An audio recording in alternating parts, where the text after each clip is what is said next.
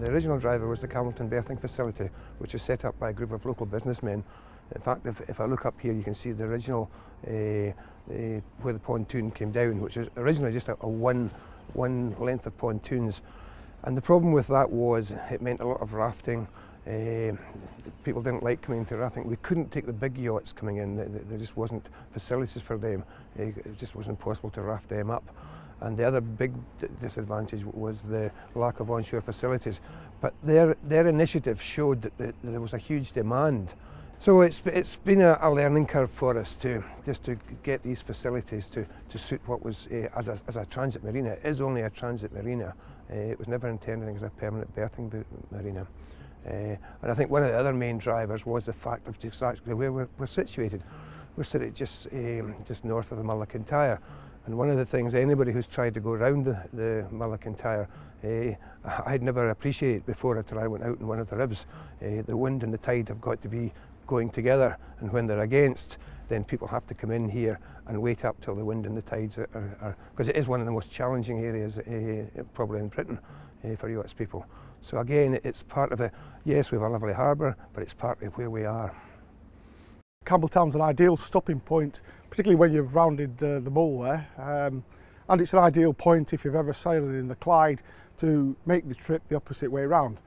The tides are always quite vicious, as everybody knows, and this is an ideal spot to make that journey.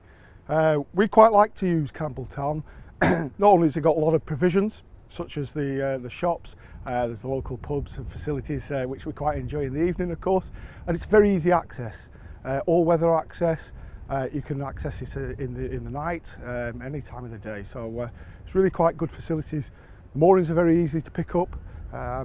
As we come in, you know, we have no problems making the turns, coming to turn 2, and easy exits. So as a facility, it's absolutely marvellous. In terms of the funding, the total cost for the project was circa £1.4 million.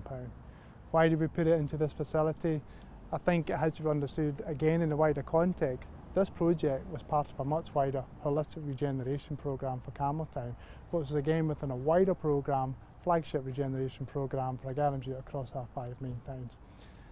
The Campbeltown Marina project was the final piece of a jigsaw which related to public realm works, new social housing, Townsgate Heritage Initiative, transfer of assets for Town Hall to a community for a thriving community hub.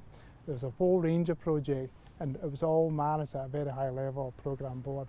If we did not put the investment into this particular project, I think there would have been a real sense, both within the council and the community and the businesses, that there was unfinished business in Campbeltown. As I said, this was the final piece of the jigsaw, and by putting that in, there is a real sense within Campbeltown that in terms of the economy has turned a corner, and now it's a great place to visit, to live, to work, and it's a great story for Campbeltown.